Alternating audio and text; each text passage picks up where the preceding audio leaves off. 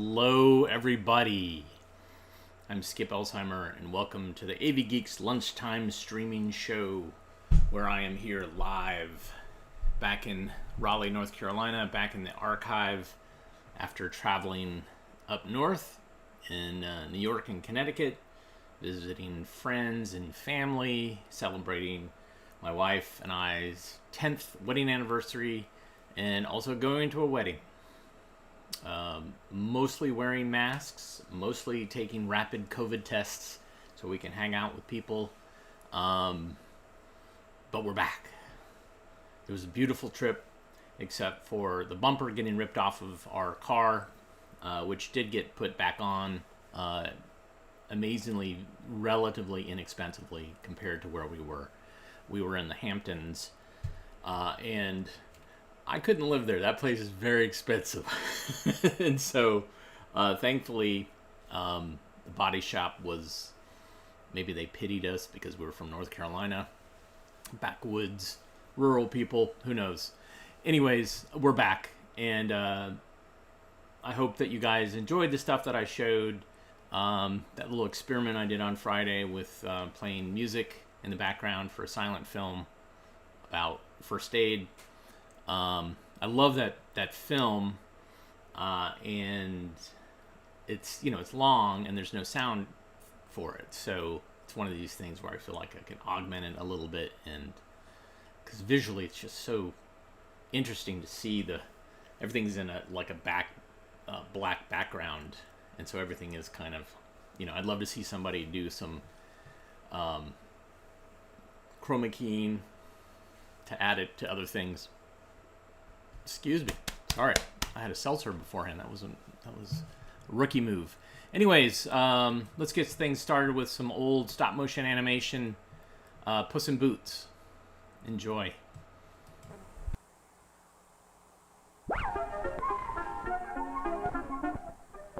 Once upon a time, a miller dies to his 3 sons. The oldest son,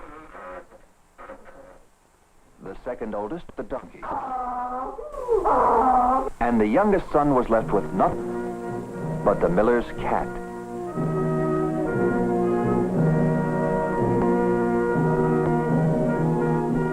"Do," thought the son, "I will soon die of hunger and I eat my cat." "Oh no," cried the cat, "that will not be necessary. If you will but give me a pair of boots, I will show you how clever I can be." Well, a pair of boots was a strange request for a cat to make. But since the son had nothing to lose, he called the cobbler.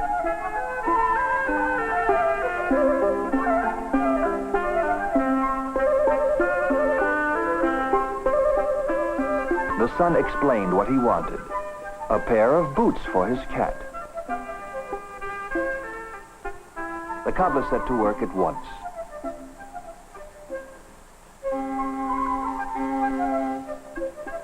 The finished boots were magnificent. When the cobbler tried them on the cat, they fit beautifully.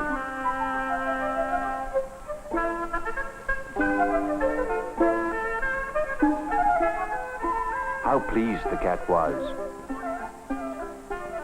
You see, a perfect fit. "Now," purred the cat, "I can hunt for game in the meadows without hurting my little feet on the thorny bushes." The cat departed for the meadow.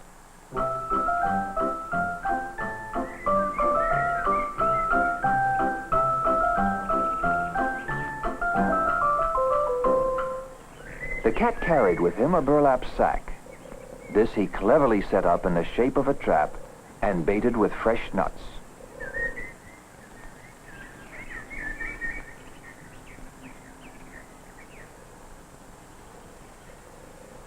No sooner was he hidden than some partridges spotted the nuts.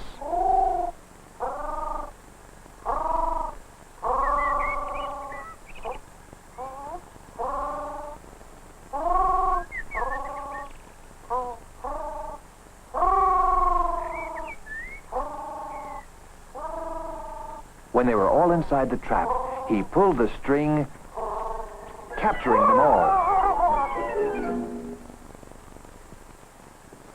That same day, the cat took his sack of partridges to the king's palace. After explaining that he had brought a gift for the king, he was allowed to enter.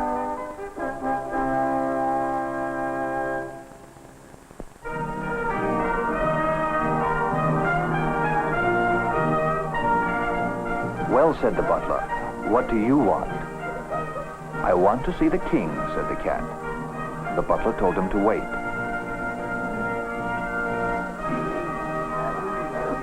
A cat wants to see the king. A cat to see the king? Sire, a cat wishes to see you. Let him come, said the king.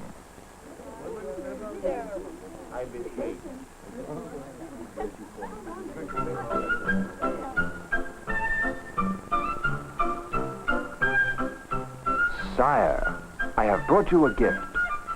A sack of partridges. Wonderful, said the king, who was tired of his usual diet. Give the cat a bag of gold.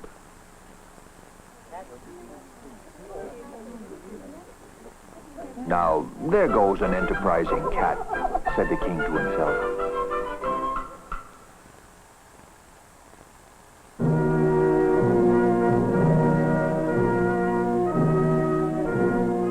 The cat brought the bag of gold to his master and presented it to him. Count it, said the cat proudly. There was much gold, a large pile of it. You see, with my new boots, there will be nothing to worry about. Now I think I will take a little nap.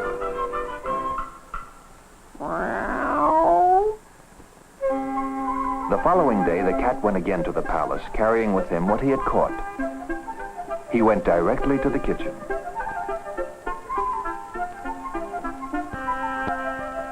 Ah, what a splendid rabbit. I will prepare it for the king at once. The king's coachman walked in. He was a little thirsty.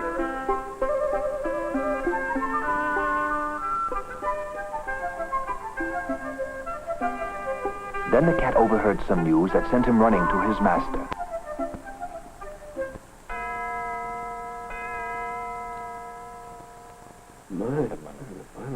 He arrived with his bag of gold and graciously offered it.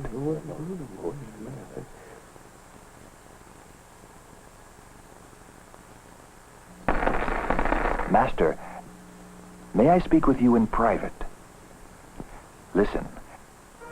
This very afternoon, the king and his daughter will be going for a drive. Exactly at 3 o'clock, they will pass a certain place in the river. You will go there and bathe. If anyone asks your name, it is the Marquis of Carabas. Leave the rest to me.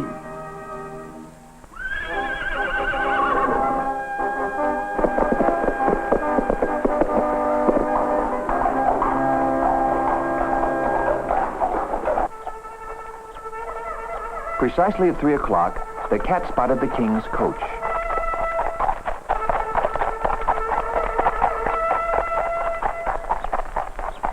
Help, help, help, help! Stop the coach! Sire, the clothes of my lord, the Marquis of Carabas, have been stolen. He is now in the water with nothing to wear. Please, will you help? Coachman, cried the king. Go to the palace at once and get a suit of clothes for the Marquis.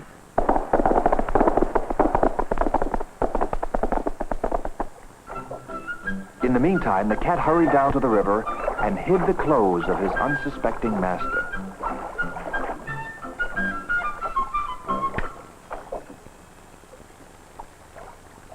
In a little while, the coachman returned.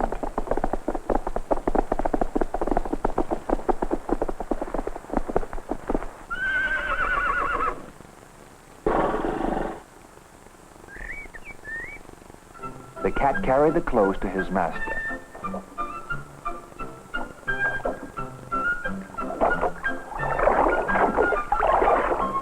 Put on this suit, said the cat. The king awaits. The son did as he was told.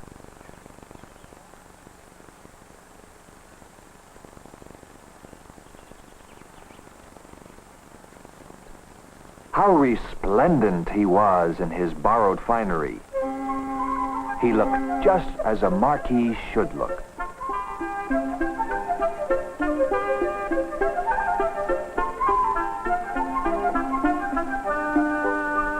The two of them walked back toward the coach.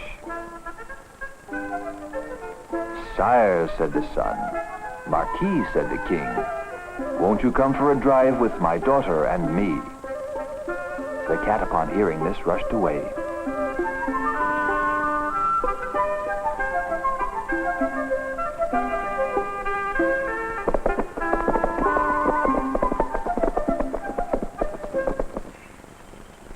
Arriving at a field, the cat saw a peasant couple. "My friend, if the king should pass by, tell him these fields belong to the Marquis of Carabas." The peasants agreed, and the cat hurried on. By chance, the king did happen to pass by. "Tell me, who is the owner of these beautiful fields?" "Sire, these fields, they belong to the Marquis of Carabas." The king was much impressed. "My dear Marquis, you own much beautiful land." In a nearby forest, woodcutters were at work.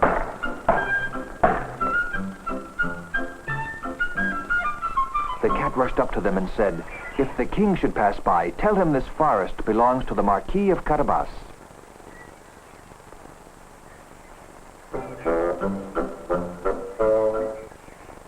"And by the way, who lives in that castle on the hill?" "That castle? That belongs to an evil ogre." "Thank you," said the cat. And away he went.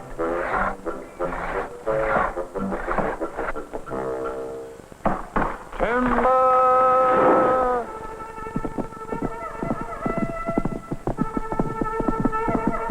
Said the king. "Whose forest is this?" "Sire, this forest belongs to the Marquis of Carabas." "Thank you," said the king, and away he went.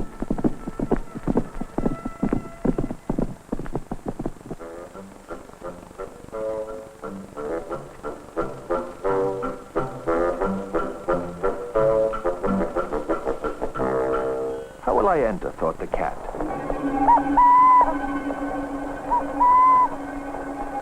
By the window, of course.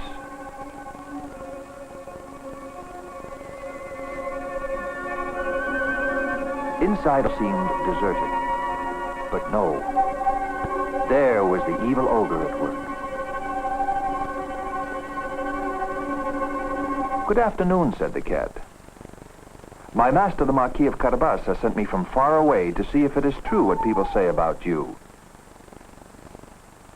That you can change yourself into many shapes, from large to small. Normally I don't perform in daylight, but for you I will make an exception." "You are very obliging."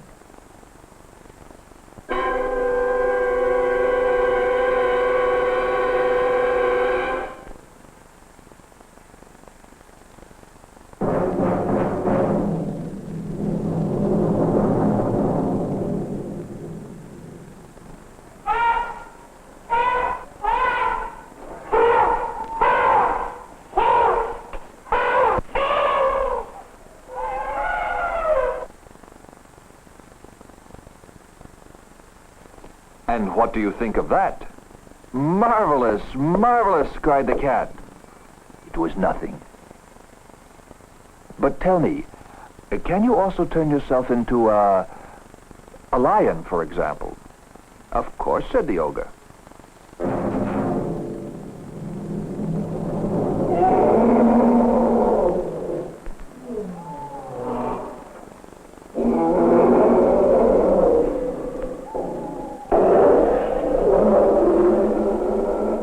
"Enough, enough," said the cat.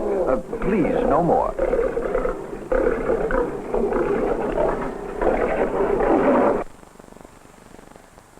"There now, are you satisfied?" "Oh, yes," said the cat. "But tell me, can you also turn yourself into smaller things as well? Something very small. Like a mouse, for example. The ogre did that very thing. He was a mouse. And in an instant he was gobbled up by the cat.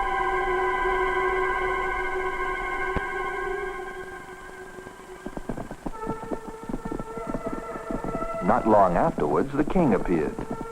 The cat hurried to the door.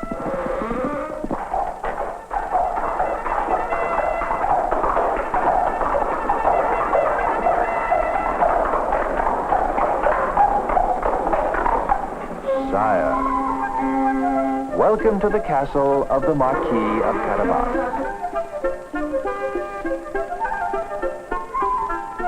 Ah, said the king, what a magnificent place. It is a pleasure to be here.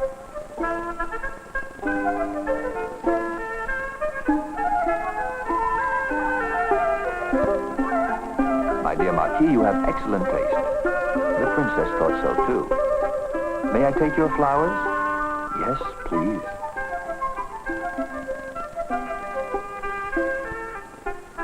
Master, listen. Can you not see the king's daughter is very much in love with you? The king will certainly give you her hand in marriage if you will but ask him. And that is what the son did.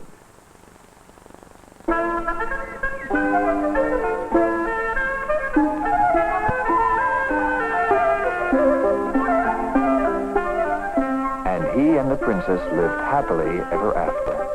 And so, too,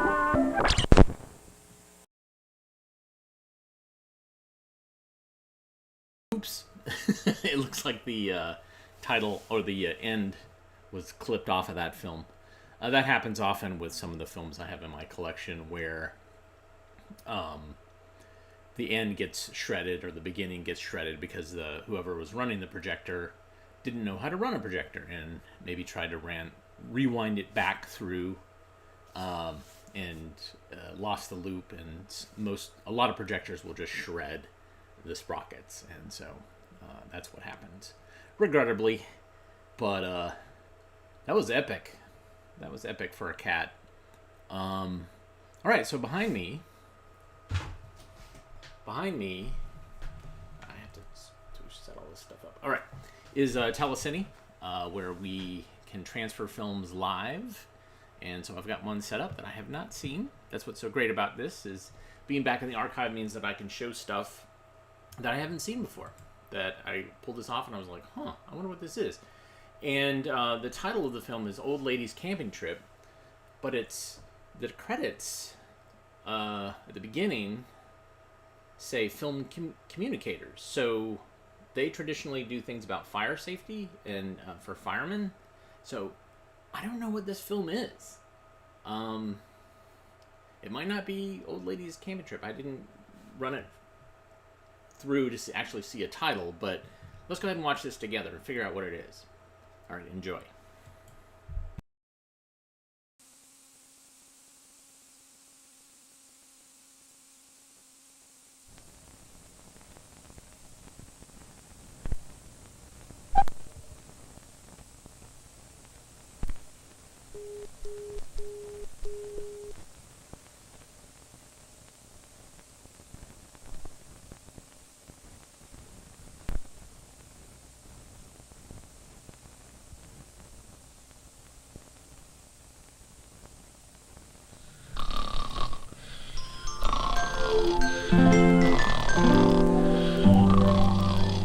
There was an old lady who lived in a shoe. She'd so many children who lived with her too. Springtime, summer, winter and fall.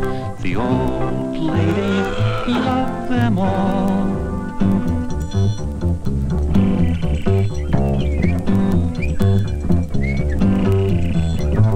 Summer is here, it makes the old lady kick. Yeah, today we're all off on a camping trip. Yay! Camping trip, camping trip. We're all off on a camping trip, camping trip. Camping trip. Cut to the gym, wake up. Our camping trip. Fire extinguisher, first aid, smoke alarm, life jackets, and dog. Where's Cousin Jim? He's still sleeping in bed. Climb aboard. Can't wait for sleepyheads. Everybody, buckle up. Hey ho, it's camping we will go. Hey ho, Into the country we will go, la la. la la, la la, then we will go. Hey ho,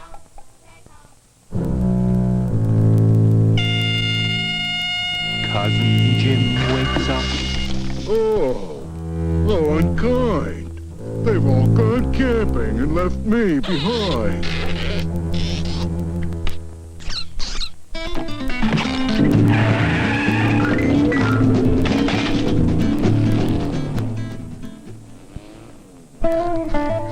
It's the end of the road. The kids start to shout. Okay, everyone out.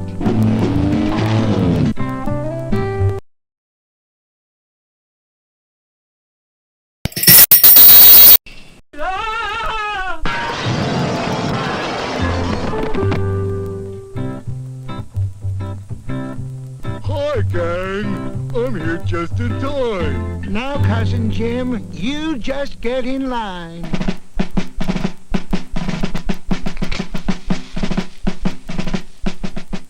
Ooh, careless.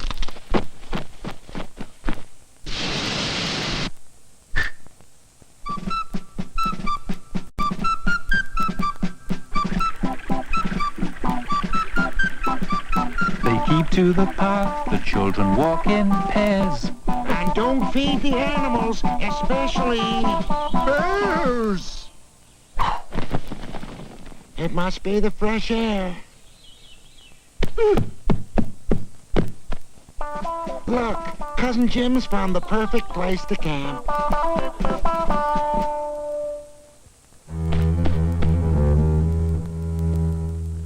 Cousin Jim's tent gives the old lady concern. It's made of a fabric that can easily burn. Now here's a tent that's quite all right. It's made of a fabric that can't ignite. But if there's a fire, Oh, what a tragic event. have two ways out of every tent.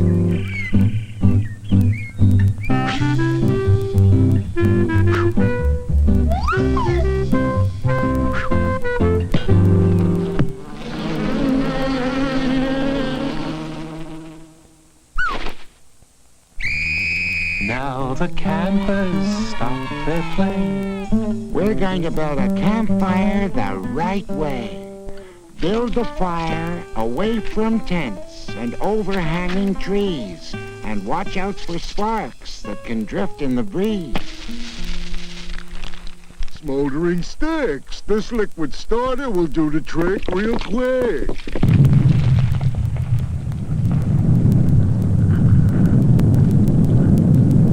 Oh, gasp!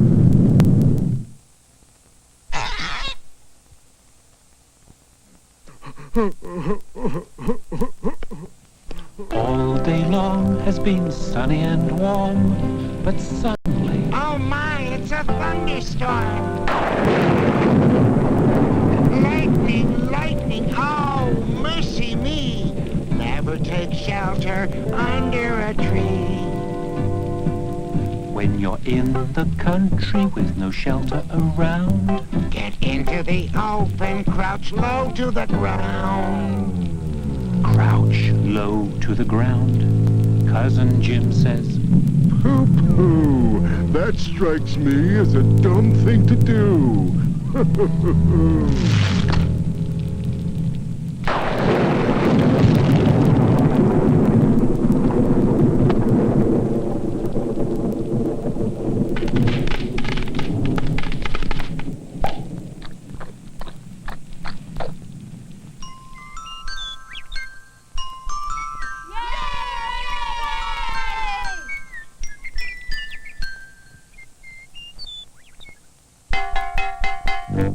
Come and get it. Oh, boy. Yummers.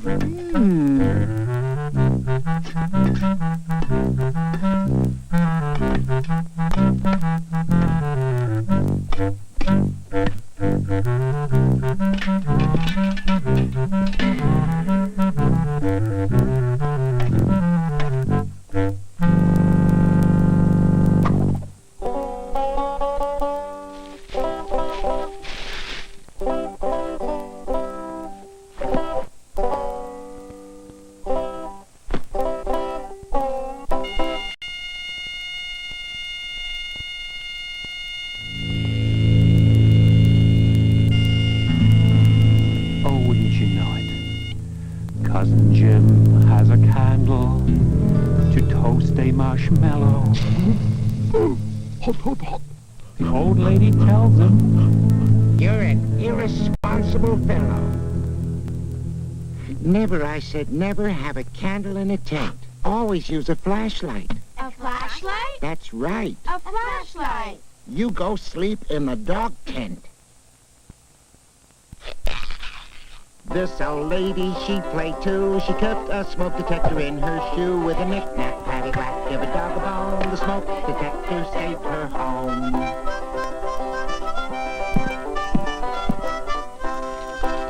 When she goes camping, she plays three. She keeps the food up in a tree with a knick-knack, paddywhack, up into the air, out of the reach of raccoons and bears.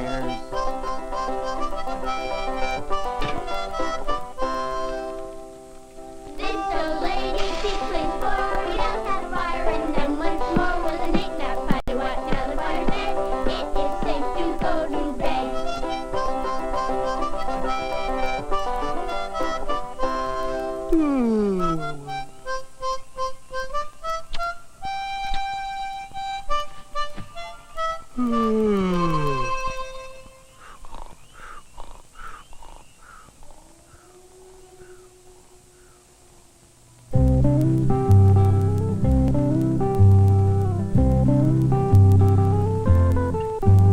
there was an old lady who lived in a shoe. Wherever she goes, her children go too. When they go camping, they know what to do. The old lady says, Do you?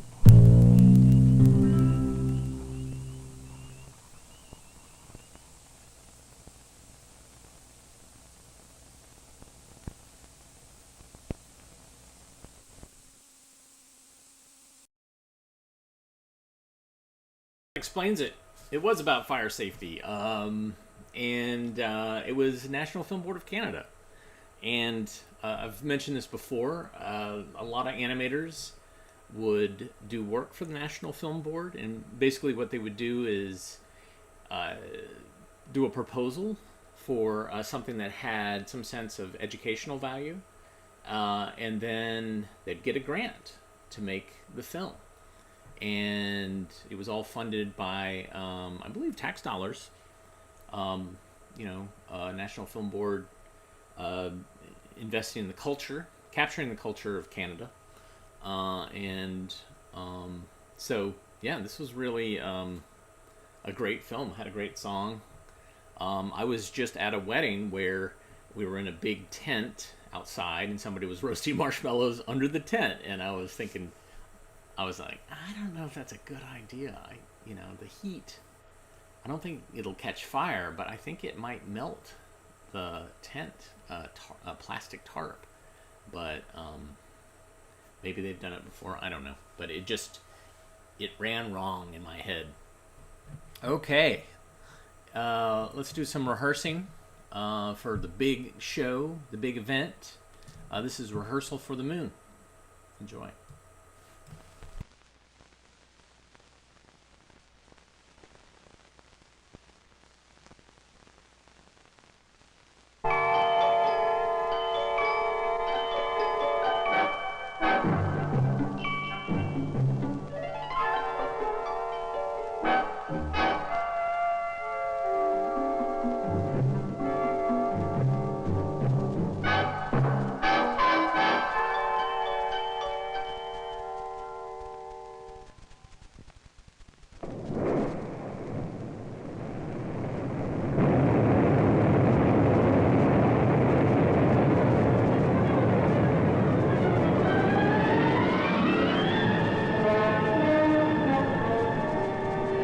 now controls more propulsive power than ever before.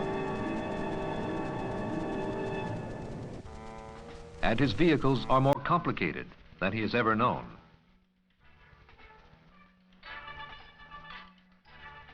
And he will have to survive in an airless environment where the heat can at one time boil water, and seconds later, the cold could freeze air solid.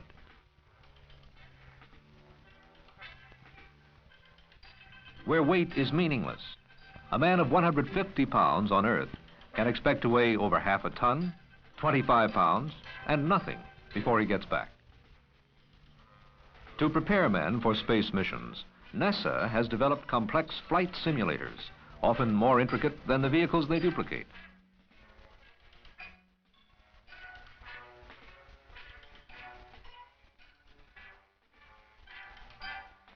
Astronauts John Young and Don Isley are rehearsing for their flight in the Apollo Command Module.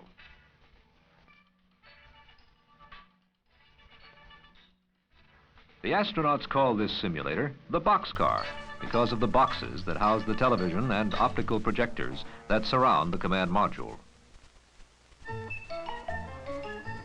Computers respond to the controls, and instruments tell the astronauts in training what their spacecraft would be doing.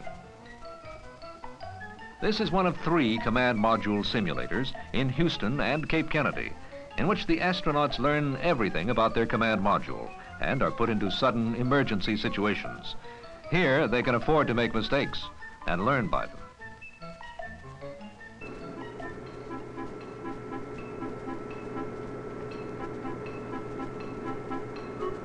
The Lunar module will be used to land 2 astronauts on the moon. In the Lunar module simulator, the astronauts learn to fly the spacecraft.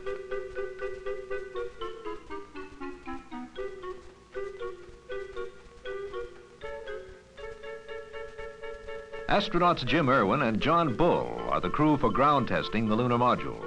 They're not only rehearsing their roles, but also helping develop flight and test procedures. Through the spacecraft windows in this simulator, they can see views of the lunar surface and of the rendezvous with the command module. While these simulators give complete visual presentations, the actual feel of rockets firing must be experienced in other ways. One of these simulators is the Lunar Landing Research Vehicle, a trainer that acts the way the lunar module would under the 1/6 gravity of the moon. A jet engine, its thrust directed down, supports 5/6 of the vehicle's weight. Smaller clusters of rockets are used to control attitude. Another group of rockets is used by the pilot to land. The astronauts will use this free flight trainer to simulate landings on the moon.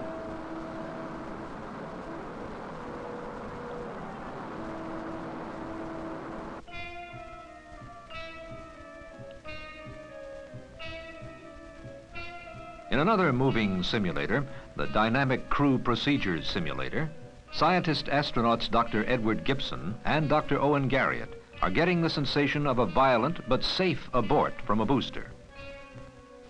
One of the largest and perhaps most spectacular of the moving trainers is the docking simulator.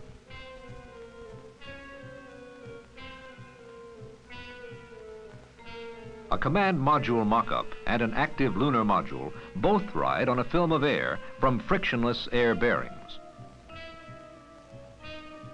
Astronaut Bill Pogue practices the critical docking maneuver to be performed eventually in orbit around the moon.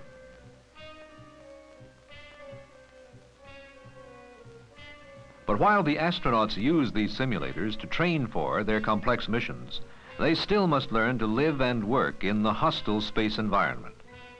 This environment is created artificially in the world's largest vacuum chamber, located at Houston's Manned Spacecraft Center.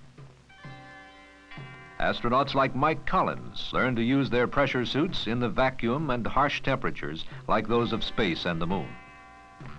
But reproducing the sensations of weightlessness is a more difficult Apollo simulation problem. In this converted Air Force plane, flying special trajectories, astronauts experience the lack of gravity for a few brief seconds. A good approximation of the weightless state can be achieved for longer periods by training underwater. In this tank, astronaut Dave Scott practices emergency transfer from the lunar module to the command module.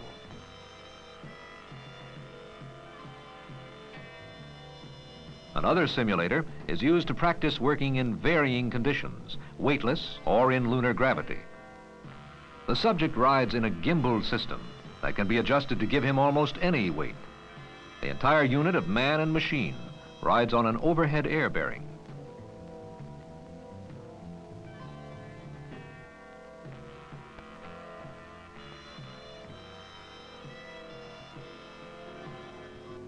These are the simulators in which the astronauts train for Apollo.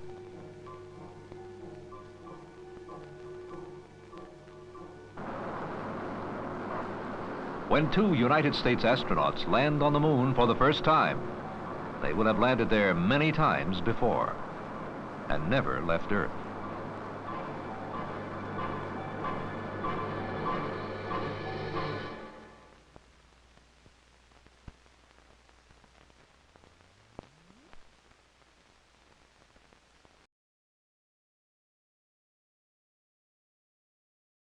I love those kind of pre-Apollo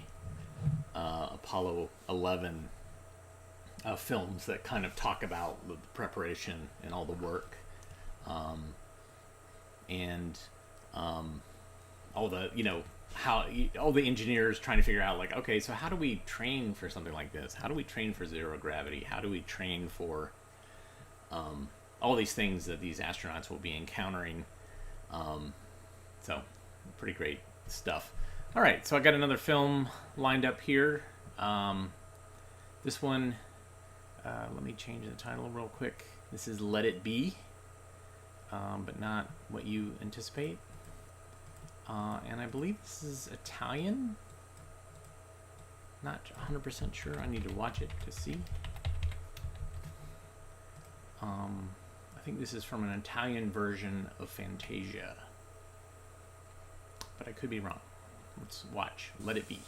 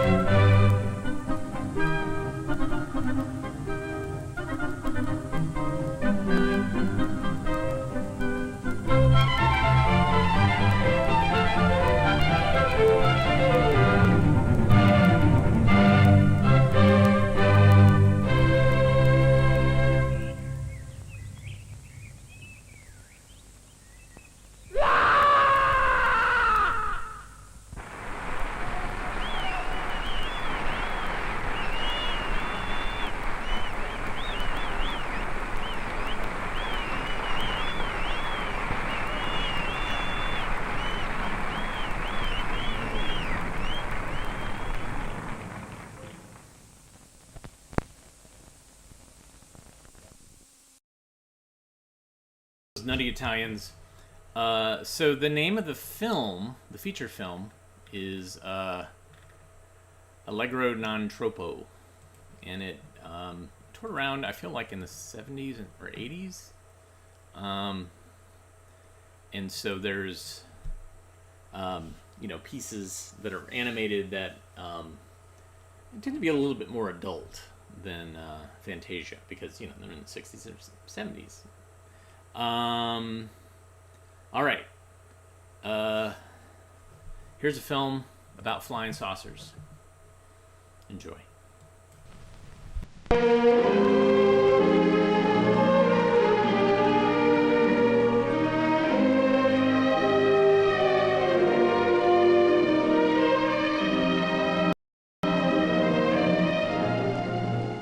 This whole thing started months ago. You see, I manage a restaurant, which is one of many food service operations throughout the country. One morning, my secretary brought in our year-end operating report. I particularly wanted to see how much it was costing to operate our dish room.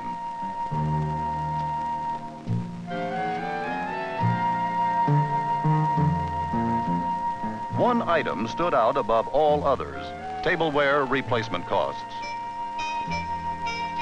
I knew dish breakage and wear was a big problem in the food service industry, but now I knew what it was costing me. How and why did dishes get broken? What could be done to cut down breakage? How much was breakage costing other food service operators? Well, these were just a few of the questions that were running through my mind, and I decided to get the answers.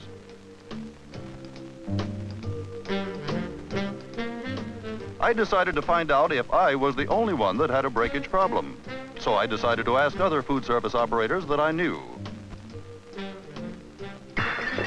How much breakage do you have? What are your replacement costs? How long does your china last? How often do you throw out worn china? I guess I asked these questions several times in many places before I got my answer. Some operators assured me they had no worries in that department at all, and I wondered why. Other food service people just didn't have any idea what breakage and wear was costing them. Many had their breakage cost figured down to a penny, and they were doing something about it. On profit and loss statements, I saw dish breakage in terms of dollars and cents. In other food service operations, I saw that breakage was costing them plenty too.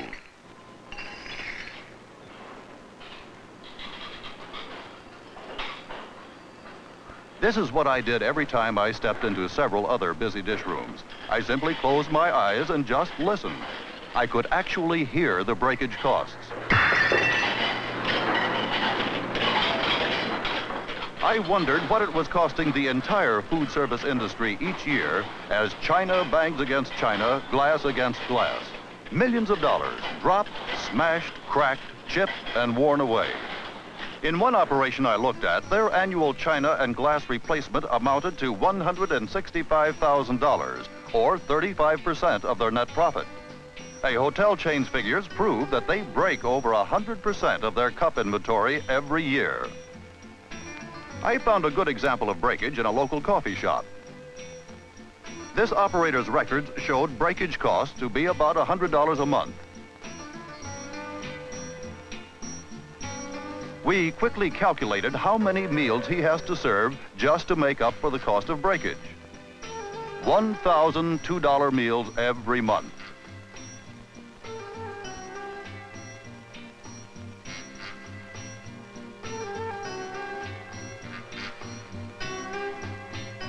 Then he hit me with a question that really went to the heart of the whole problem. He said, "Okay, it's a problem, a big problem, but what am I going to do about it?" I told him he might get part of the answer by following a warewashing specialist on his calls. That's what I did. I made the rounds with a specialist who works for a leading manufacturer of warewashing detergents. The company has 750 of these men worldwide, and they service over 75,000 food service operations. Each man is a warewashing cost control expert. I decided to learn more about breakage from them. So one afternoon I paid a visit to the company's district manager.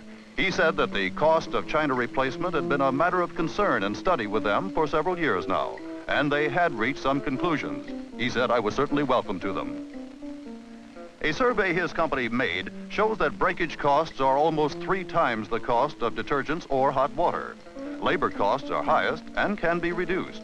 And when they are reduced through sound equipment, investment, and planning, breakage costs are cut too. In that folder was the combined experience of the company's 750 warewashing specialists. I had hit the jackpot as far as facts and figures went. This study showed what to do about reducing dishwashing costs. Breakage control starts with the purchase of the china itself. Good china is a superior product, and it has a hard glazed surface with an underglaze pattern. Constant research by the ceramic industry has made it both durable and attractive. Fine china is more costly than most people realize, and it represents a major investment. The operator ought to consult carefully with his dealer and select china that is durable as well as good looking. In prior years, the thickness of china indicated its durability. The thicker it was, the stronger it was. With the advent of new ceramic materials, it is now possible to construct china that is thinner, yet has the strength characteristic of heavier ware. The buyer should always stack flatware before he buys. Flatware that doesn't stack well can lead to costly accidents. Other design features invite chipping and cracking. Creamers with pouring lips chip more easily than those with rounded tops. Teapot spouts and handles are easily broken. Pots should be washed and stored by themselves. Fine tableware need not be thin or delicate. Buyers should consider design and durability carefully before purchasing tableware. Today's hotel and restaurant guest demands beauty and cleanliness in glassware. Disposable containers can never take the place of beautiful glass and stemware.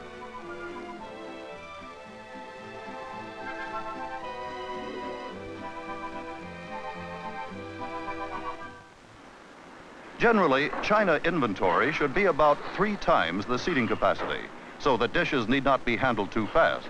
Shortage of china can, in rush hours, lead to high breakage. Standardization in china is extremely important too.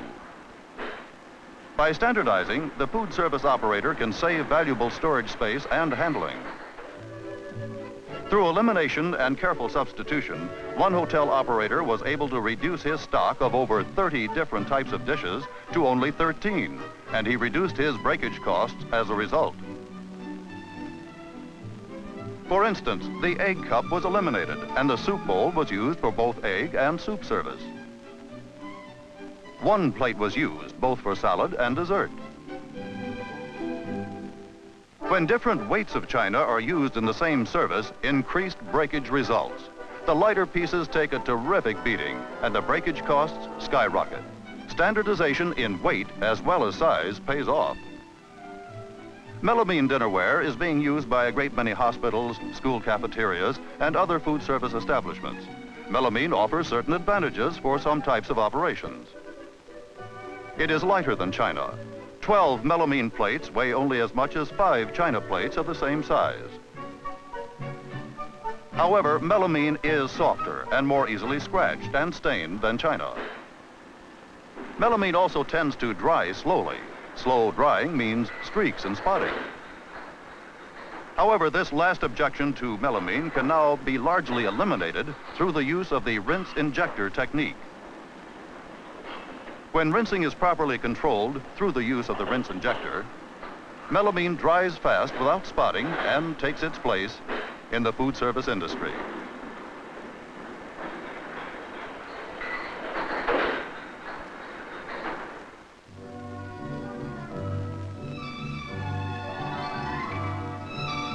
I was convinced that a lot of breakage could be eliminated by wise buying of china and by careful standardization. But the hard, cold facts still remain. A piece of good, durable china, designed by the manufacturer to last for years, often reaches the end of its life in 60 days or even less. The original purchase of china was only the first step in cutting replacement costs. There were plenty of steps to follow. The next section of the survey showed what basic causes are. It's noisy, it's annoying, but dropping is not the most important factor in breakage. But this is a big factor in breakage. China bumps against china, day after day. Wear and rough treatment result in cracking, crazing, chipping, and breaking. Cracked, crazed, and chipped china should be discarded. A simple test with a pencil can show the difference between worn and unworn china. Careless handling wears and scratches glasses. Every scratch on a piece of glass weakens its structure.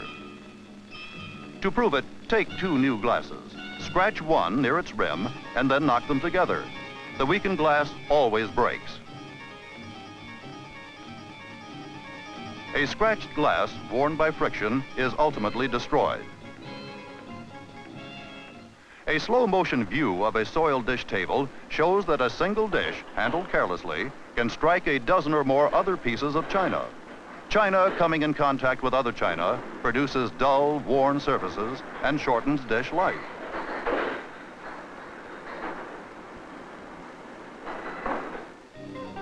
The abrasive underside of a dish can damage another. This hidden wear takes place every time china is handled. China that is chipped and cracked should be discarded. The food service man discards it or loses customers. I asked myself these questions. How is my china and glassware handled? How often is each piece handled? Any operation that increases handling also increases breakage. Scouring takes its toll of breakage and dish wear. Dipping, another hand operation, is unnecessary. One pass washing through the dish machine is the answer. Important points the study gets across about dish breakage are, 1, how china is handled, and 2, how often it is handled.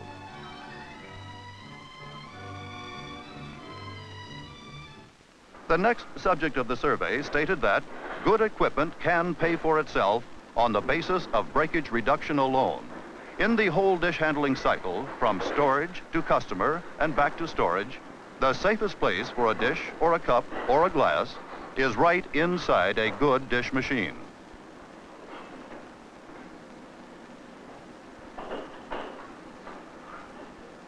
Even in small operations, a machine pays for itself. The survey shows that there is 5 times more breakage in hand washing operations than there is in the same size having a dish machine. Use of equipment like coated or plastic racks cuts down metal markings on china. Think about what happens to a drinking glass as it goes from the guest's table to a tray and then must be taken off the tray in the dish room. Next, it's put in a rack by hand for its trip through the dish machine. If it survives this far, it's taken from the rack and put back on a tray. Then the tray is loaded on top of other trays on a cart, and it's on its way, hold it, on its way back to the dining room and the guest, who will probably drop it anyway. Now contrast that hazardous trip to one made with a maximum use of racks and a minimum of hands. Soiled glasses are placed in the rack by the busboy or waitress directly from the table. There is no handling at the soiled dish table. After rinsing, they are tilted for a minute or two to let water run off their bottoms. Still individually protected, the glasses are placed on a cart. Racks interlock to prevent slipping and spilling. Then the glasses are safely on their way back to the dining area. Not once have they been touched by hand since they left the guest's table. Again, good equipment and employee training eliminates dangerous handling and cuts breakage. Self-leveling dispensers, for instance, cut handling to a minimum, protect the china when not in use, and provide a safe, convenient means of transporting clean china to serving centers. A variety of carts are available to the food service operator. Carts protect the china and eliminate handling, thus reducing the possibilities of accidents and breakage.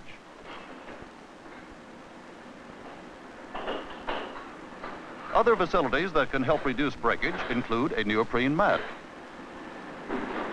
and duck boards to help prevent accidents on dangerously slippery floors in the dish room. To be efficient and economical, equipment must be used right. The finest equipment made cannot reduce breakage if it is poorly used. Training is essential. Good one-pass washing through the machine is vital to control costs. If the operator adopts a ware-washing plan, he can achieve ideal one-pass washing. First, he must select a machine large enough to handle his volume, because a pile-up on the soiled dish table during rush hours leads to hurried and careless handling of china. It is here that actual breakage, as well as cracking, chipping, and wear, takes a terrific toll. China and glasses that are improperly loaded have to be re-washed, must be handled again, and the chances of breakage are increased. How can one-pass washing be achieved? A well-maintained and properly operated machine, hot water, and the right type of detergent are necessary, but there are other factors.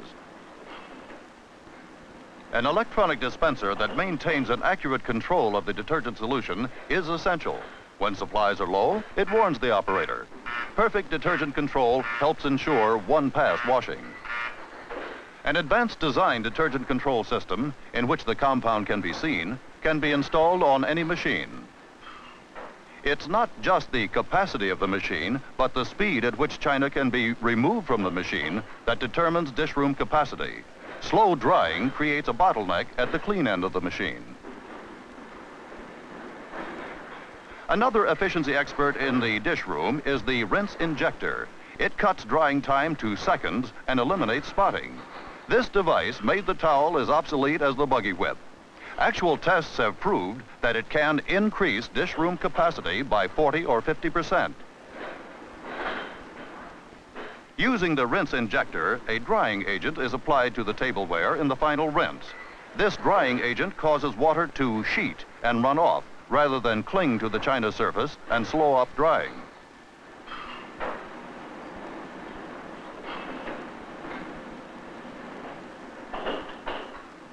Dish room capacity is determined by the rate clean, dry dishes can be taken away from the machine. The increased capacity of the dish room, provided by high-performance detergent and the rinse injector, can actually be measured in dollars and cents. Through the use of high-performance detergents, the electronic detergent dispenser and the rinse injector, glasses can be washed together with china, giving the machine a doubly useful purpose. Toweling can be completely eliminated. One small restaurant operator told me he saved $250 a month on laundry and labor costs with the rinse injector. The next section of the survey was on layout. It said that layout must always be an important part of the breakage story because poor layout can lead to repeated and careless handling of glassware and china. Unless the waiters and busboys can be equipped with radar, two-way doors offer an invitation to two-way breakage, broken china and broken noses. A layout that requires cross-traffic can shatter dishes as well as nerves.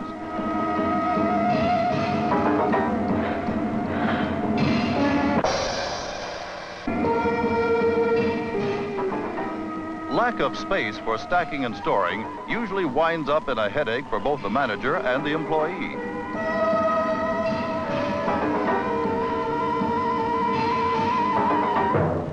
At peak periods, when dishes stack up on the soiled dish table, a mobile table or side track can be used to hold them until the machine is ready for them. Side tracking permits scrapping and sorting in spite of delays at the dish machine. This survey showed that 75% of breakage occurs at the soiled dish table. And if the table is well organized with plenty of elbow room, breakage can be greatly reduced. Wherever possible, the waitress or busboy should do the pre-sorting. By placing dishes of each size on the dish table as decoys, proper sorting is made easier for the waitress or busboy. With decoys in place, the waitress knows right where each soiled dish goes, and racking is made easier for the dish machine operator. A shelf over the soiled dish table puts racks in a convenient position. Overloading of the racks is prevented by tilting the shelf at an angle. Special racks for creamers and cups are a must in an efficient dish room. In school and industrial cafeterias, conveyors had proved an effective weapon against breakage losses. Conveyors and subveyors cut down handling and helped reduce labor costs. When time permits, put china through the machine one kind at a time. This saves hot water and detergent, cuts breakage, and reduces labor costs because it simplifies sorting. Confining one type and dish size to a storage area simplifies storage and inventory. Remember, plenty of space for stacking and storing reduces the possibility of chipping and breaking. The survey showed there was one element left to consider in breakage. The human element, the people in the industry who actually handle the china and glassware. The finest equipment in the world, plus ideal layout and techniques, won't mean a thing as far as breakage reduction is concerned unless the employee is considered. It pointed out that in those food establishments where frequent training meetings are held, breakage losses are invariably below average. How china is handled is determined by education and training. The effectiveness of training aids, such as slides and motion pictures, are one solution of many food service problems, including dish breakage.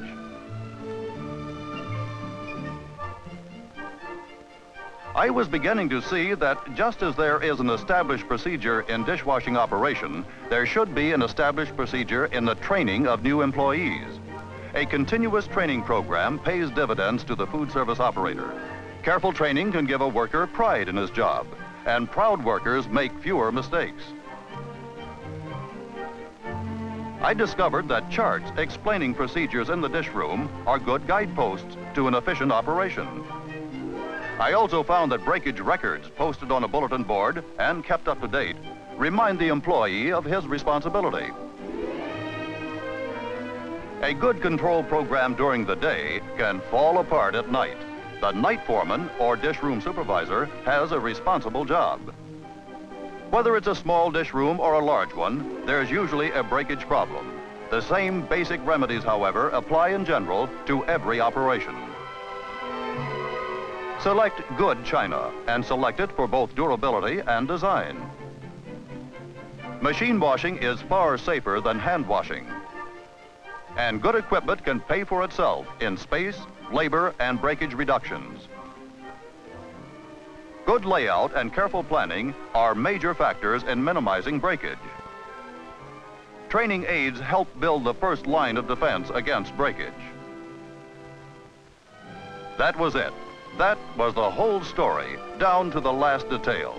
The story of how the food service industry could cut down millions of dollars of breakage yearly. That's a lot of net profit, and I was determined to put a slice of it back into my own net profit.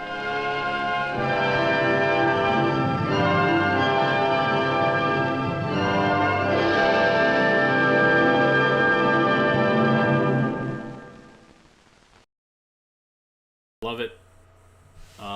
These niche films made for a very specific audience, about a very specific topic. Big fan. I have another film, Mr. Dish Machine Operator, which I've shown, which is made specifically to show to people who are dishwashers and how to use the equipment. And these are for big restaurants, and these are big probably hotels who are having big conferences and conventions and, are seating hundreds of people, who have to, they have to turn it around very quickly, whereas smaller restaurants have smaller equipment. But, yeah, glad to be back in Raleigh, and glad to see everybody's faces. Jim, thank you so much for the coffee. That's one way you can support AV Geeks, is buying us coffee, because we will drink it. You can also go to avgeeks.com and see other things we put online, DVDs that we have for sale. And of course, hit like, the thumbs up, and the subscribe, and the commenting and sharing. All that stuff's great. We love getting what we do to new eyeballs. It's kind of what we do. And so thank you for that. Thank you for helping that. And thank you for tuning in, even though I wasn't there live. I was hoping to be able to be there for comments, but different places I didn't have access, or it made it difficult to do it on my phone. So I'm back. Not going anywhere anytime soon. So everybody have a great rest of your day, and we'll be back tomorrow on Tuesday. Oh yeah, happy November. October was great. I loved October. It's not only my birthday, but it's just got Halloween in it, and it's just things start getting nice and cool. Being in New York in October is beautiful, and really nice. There's a little breeze, a little crisp in the air. It really charges the batteries. So, as always, please take care, please rewind, love each other, including yourself, and we will be back tomorrow. Everybody take care. Bye.